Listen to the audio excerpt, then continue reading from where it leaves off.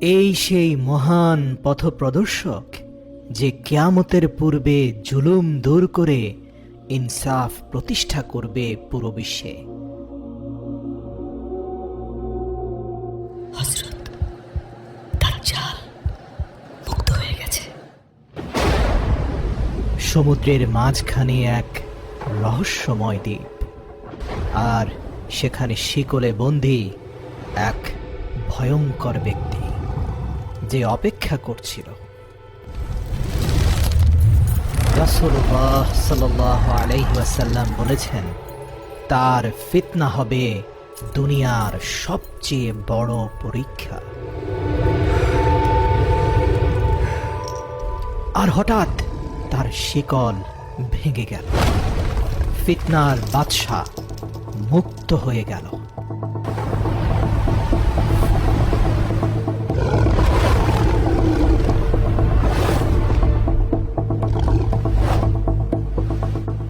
সেই দ্বীপ থেকে মুক্ত হওয়া ভয়ঙ্কর ফিতনা সমুদ্রের ঢেউয়ের মতো গোটা পৃথিবীতে ছড়িয়ে পড়ল।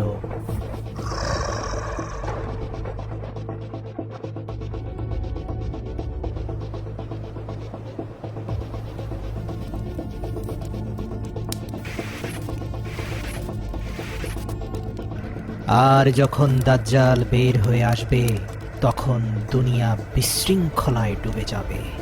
যুদ্ধ, হত্যা আর ফিতনা সবখানে ছড়িয়ে পড়বে। আমি তোমাদের রব, আমার হাতেই আছে জান্নাত আর জাহান্নাম। তোমরা যা দেখতে চাইবে আমি এখনই তোমাদের তা দেখাতে পারি। তারপর সে নিজেই নিজেকে রব বলে ঘোষণা করল। সে তার হাতের ইশারায় জান্নাত ও জাহান্নাম দেখাতে লাগলো, হাতের ইশারায় বৃষ্টি বর্ষণ করালো, আর মানুষকে ধীরে ধীরে পথভ্রষ্ট করতে থাকলো। দেখো, আমি আকাশ থেকে বৃষ্টি নামিয়ে তোমাদেরকে রিজিক দিচ্ছি। কে আছে যার হাতে আমার মতো ক্ষমতা রয়েছে? তার জাদুর মায়াজালে মানুষ সঠিক পথ ভুলে গেল, আর সেই মিথ্যাবাদী দাজ্জালকে নিজেদের রব হিসাবে মেনে নিল। দেখো, এটাই জাহান্নামের ভয়ঙ্কর আগুন, আর শুধু আমি তোমাদেরকে এই ভয়ঙ্কর আগুন থেকে বাঁচাতে পারি, কারণ আমি তোমাদের দয়ালু রব।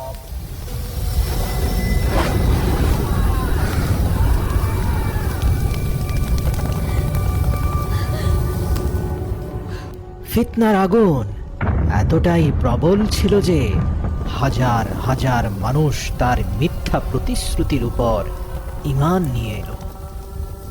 দেখো, এটাই জান্নাতের সুন্দর বাগান, যেখানে নদীগুলো প্রবাহিত হচ্ছে, যা শুধু আমার আনুগত্যকারীদের জন্য।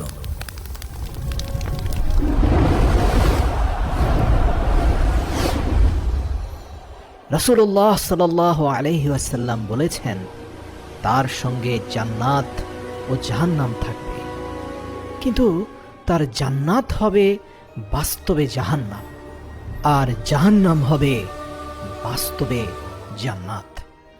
আমাদের রব দাজ্জাল, আমাদের রব দাজ্জাল, আমাদের রব দাজ্জাল, আমাদের রব দাজ্জাল, আমাদের রব দাজ্জাল, আমাদের রব দাজ্জাল, আমাদের রব দাজ্জাল। যারা পৃথিবী জুড়ে প্রশ্ন উঠতে শুরু করেছে, যদি এই ব্যক্তি সত্যিই দাজ্জাল হয়, তাহলে কি সেই মুহূর্ত এখন খুব কাছে, যার কথা নবী করিম সাল্লাল্লাহু আলাইহি ওয়াসাল্লাম বলেছেন? তবে কি ঈসা ইবনে মরিয়ম আলাইহিস সালামও খুব দ্রুতই দুনিয়াতে আগমন করতে যাচ্ছেন?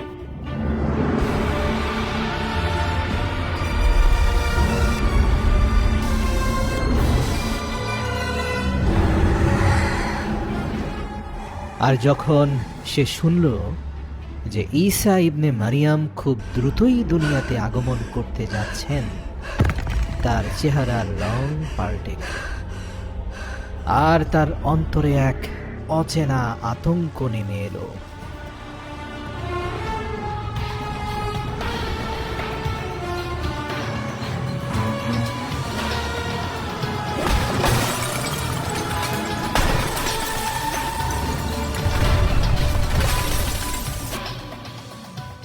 হযরত ঈসা আগমনের সংবাদ শুনে ভয় পেয়েছিস? তোর ধ্বংস অতি নিকটে।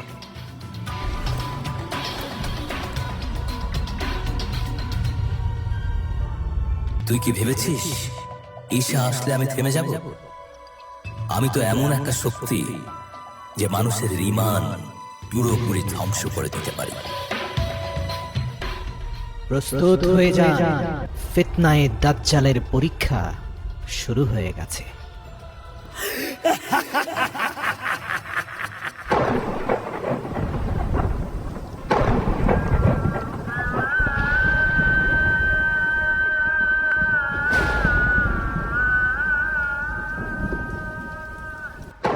আর তারপর ঈসা ইবনে মারিয়াম আসমান থেকে দুনিয়াতে আগমন করলেন সাদা ঝকঝকে পোশাকে, আর তার চেহারা থেকে ফোঁটা ফোঁটা পানি ঝরছিল যা মুক্তোর মতো ঝলমল করছিল।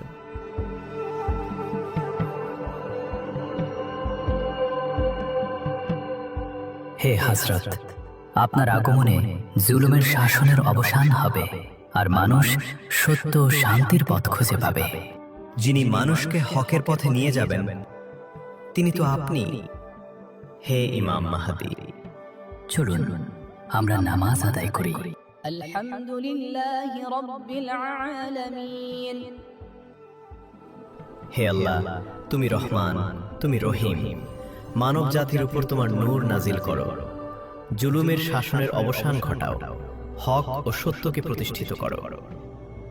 হিদায়াত ও ধৈর্যের নূর আমাদের অন্তরে ঢেলে দাও। ফিতনা ও মিথ্যাকে দূর করো আর দুনিয়াতে শান্তি ও ইনসাফ প্রতিষ্ঠিত করো। আর তারপর সবচেয়ে বড় যুদ্ধের সময় এসে গেল। ঈসা ইবনে মারিয়াম ও দাজ্জাল একই ময়দানে মুখোমুখি দাঁড়িয়ে আছে।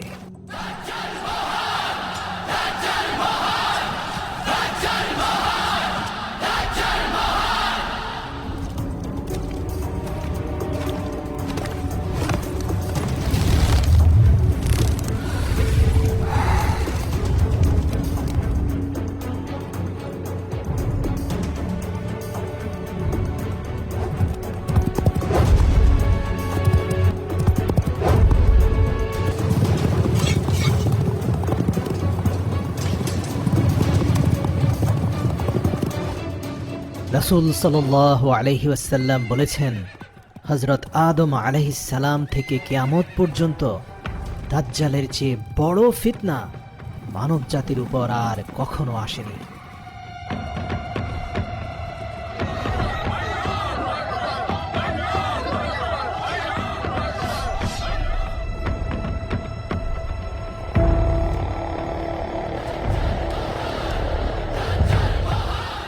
এগিয়ে চলো, রাজত্ব প্রতিষ্ঠা করো।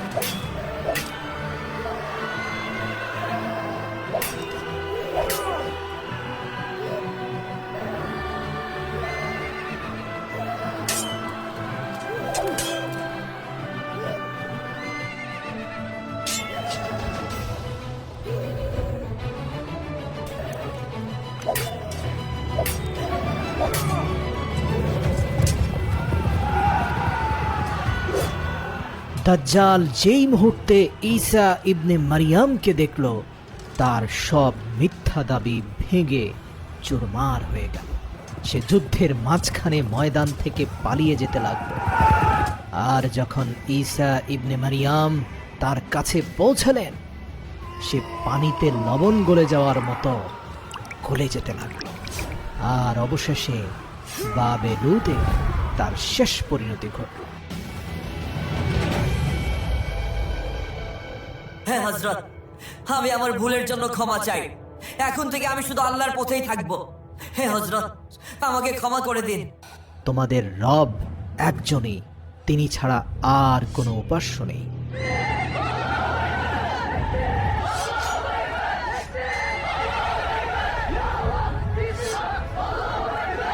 আলহামদুলিল্লাহ।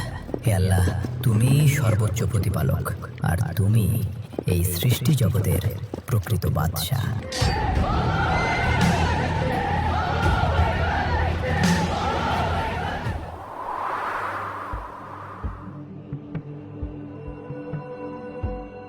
এক ফেরেশতা ঈসা ইবনে মারিয়ামকে সংবাদ দিল, হে ঈসা ইবনে মরিয়ম, আল্লাহর পক্ষ থেকে এক বার্তা এসেছে, আর একটি নতুন ফিতনা আত্মপ্রকাশ করতে চলেছে।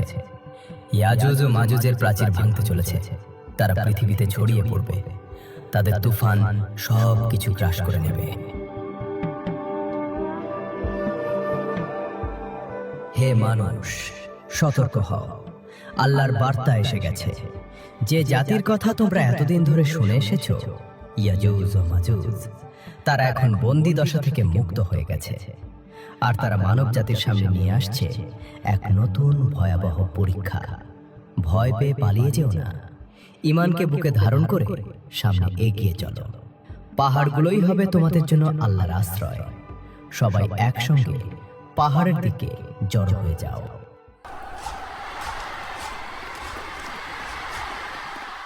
আর যখন ইয়াজুজ ও মাজুজকে মুক্ত করে দেওয়া হবে, তখন তারা চারদিকের সব উঁচু স্থান ভেদ করে দ্রুত বেরিয়ে আসবে।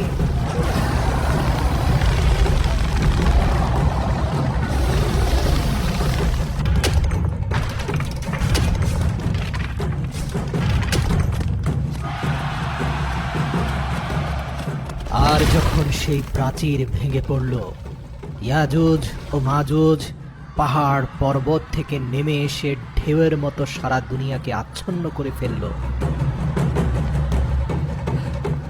সব মানুষ দূর পাহাড়ে সমবেত হলো বাইতুল মুকাদ্দাসের কাছাকাছি, আল্লাহর আশ্রয়ের ছায়াতলে।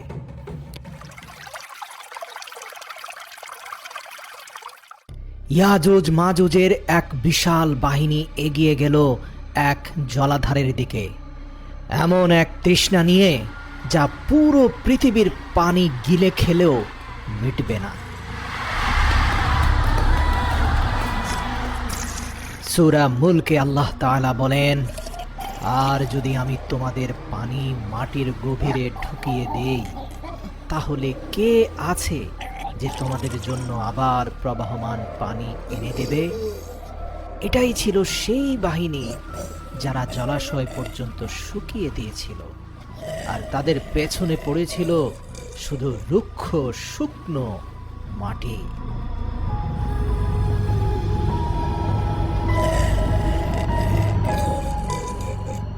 পাহাড়ের দিকে পালিয়ে কি তোমরা রক্ষা পাবে? আমরা আগুনের স্রোতের মতো ধেয়ে আসব, আর তোমাদের আর্তচিৎকারে কেঁপে উঠবে গোটা পৃথিবী।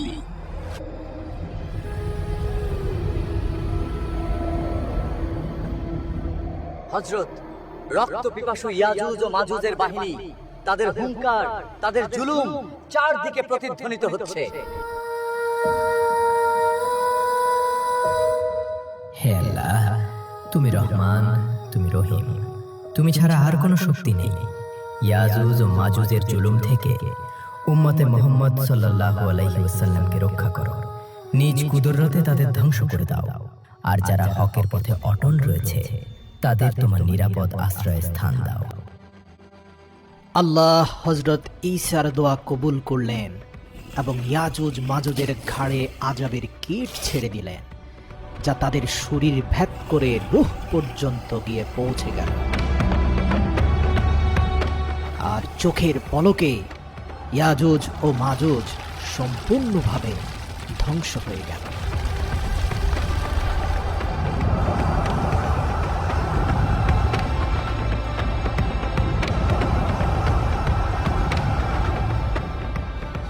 জমিনে পড়ে থাকা ইয়াজুজ মাজুজের দেহগুলো পৃথিবীকে নোংরা এবং দুর্গন্ধময় করে তুলল। এরপর আল্লাহ এক রহমতের প্রবল বৃষ্টি পাঠালেন, যা তাদের সব দুর্গন্ধ ক্ষতচিহ্ন মুছে দিয়ে দেহগুলোকে সমুদ্রের গভীরে ভাসিয়ে নিয়ে গেল।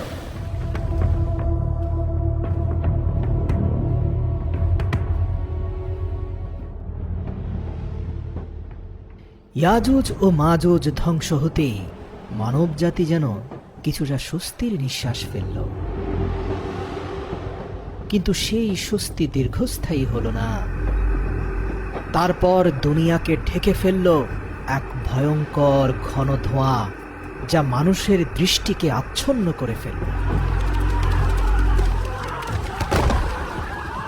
ব্রেকিং নিউজ, এক রহস্যময় কালো ধোঁয়া দুনিয়ার সব শহরে দ্রুত ছড়িয়ে পড়ছে। তাই সরকার জনগণকে ঘরের ভেতরেই থাকার আহ্বান জানিয়েছে। এই ঘন ধোঁয়া আসলে কি তা এখনো কেউ জানে না। আর তারপর সেই ধোঁয়া শুধু একটি শহরে সীমাবদ্ধ রইল না, সে পুরো বিশ্বকে গ্রাস করে নিল। আকাশ থেকে নামতে থাকা সেই ধোঁয়া মানুষের মুখগুলোকে অন্ধকারে আচ্ছন্ন করে দিল। প্রতিটি দৃষ্টি যেন অন্ধ হয়ে গেছে, প্রতিটি হৃদয় ভয়ে কাঁপতে শুরু করেছে।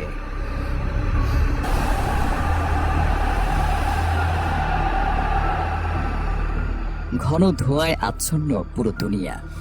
এটাই কি তবে কিয়ামতের সূচনা? আকাশ থেকে নেমে আসা সেই ধোঁয়া পৃথিবীকে গিলে খাচ্ছে।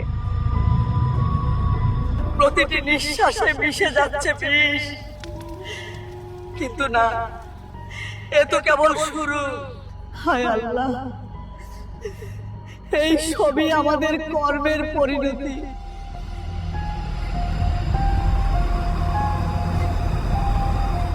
তারপর সেই ধোঁয়া যা মানব জাতিকে আল্লাহর কাছে মাথা নত করতে বাধ্য করেছিল,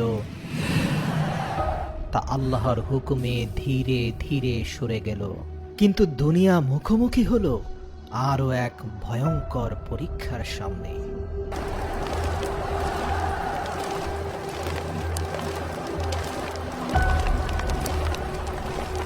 দেখো কেমন অন্ধকার। 3 দিন ধরে সূর্যের কোনো আলো নেই। প্রতিটি মুখ ভয়ে বদলে গেছে।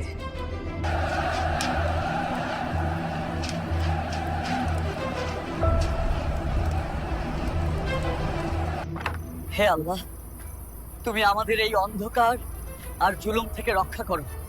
হ্যাঁ, এটি কিয়ামতের সর্বশ্রেষ্ঠ লক্ষণ।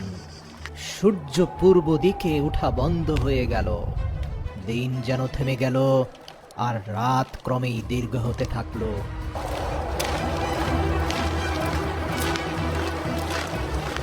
আর তারপর একদিন সূর্য পশ্চিম দিক থেকে উদিত হলো, মানব জাতির জন্য শেষ নিদর্শন হয়ে।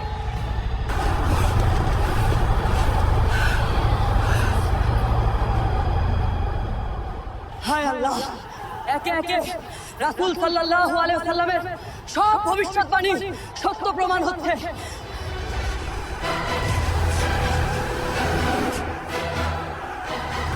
হে আল্লাহ, আমাদেরকে এবারের মতো ক্ষমা করে দিন। আমরা তওবা করছি, আমরা আর গুনাহ করব না। রাসূল সাল্লাল্লাহু আলাইহি ওয়াসাল্লাম বলেছেন, কিয়ামতের নিকটবর্তী সময়ে 10টি বড় আলামত প্রকাশ পাবে। তার মধ্যে একটি হবে দাব্বাতুল আরদ।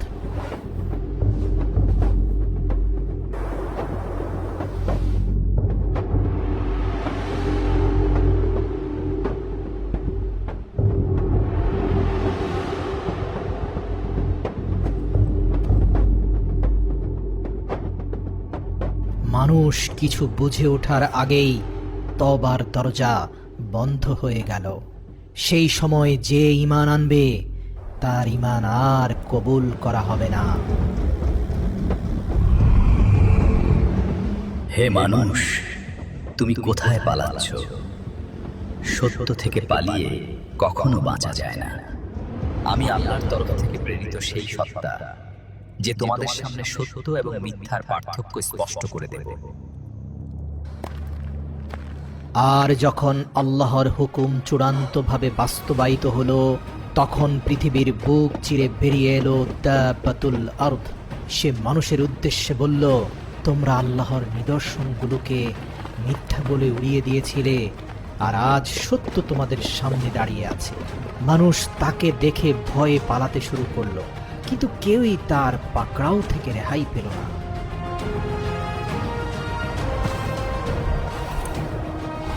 মানুষের চেহারার রঙই তাদের শেষ ঠিকানা নির্ধারণ করবে। যার মুখ আলোকিত হবে তার জন্য মুক্তির পথ নির্ধারিত, আর যার মুখ অন্ধকারে ঢেকে যাবে তার জন্য ভয়ঙ্কর পরিণতি অপেক্ষা করছে।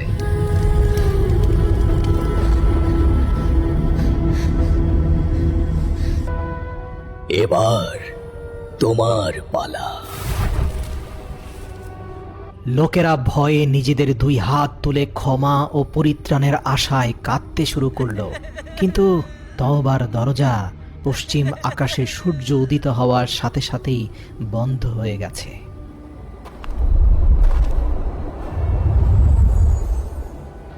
আর তারপর মানব জাতিকে দুই ভাগে বিভক্ত করে দেওয়া হলো। যারা ঈমান আঁকড়ে ধরেছিল তাদের মুখ উজ্জ্বল হয়ে গেল, আর যারা অস্বীকার করেছিল তাদের মুখ অন্ধকারে ডুবে গেল।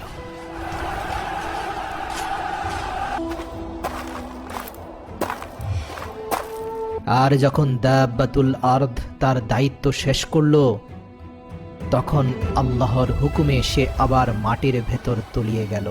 তার কাজ ছিল ফয়সালা করা, আর সেই ফয়সালা হয়ে গেছে।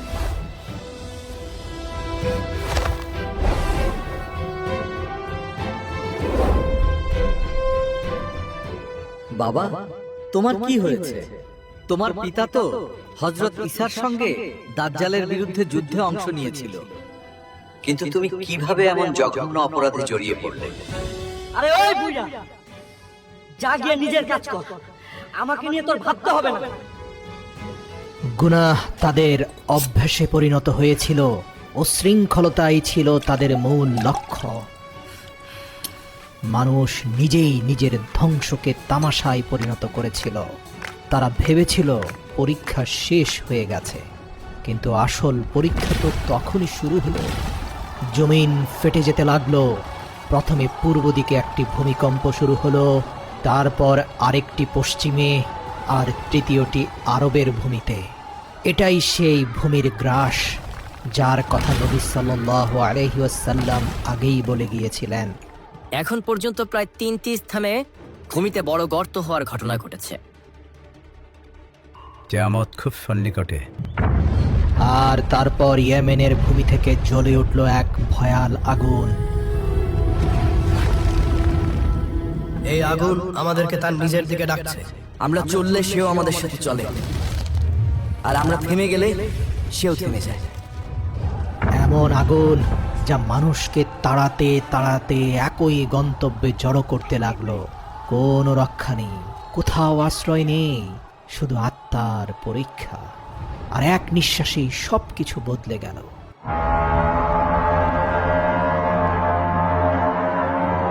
সিংগায় ফু দেওয়া হয়ে গেছে, আর কিয়ামত সামনে এসে দাঁড়িয়ে গেছে।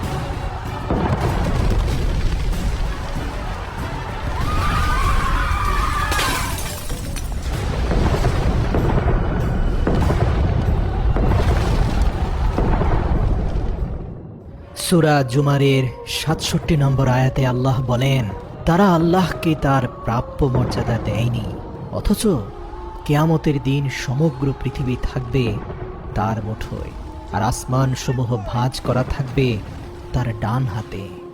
তিনি পবিত্র ও মহান। আর তারা যে শিরক করে তিনি এই সকল পাপাচারের অনেক ঊর্ধ্বে।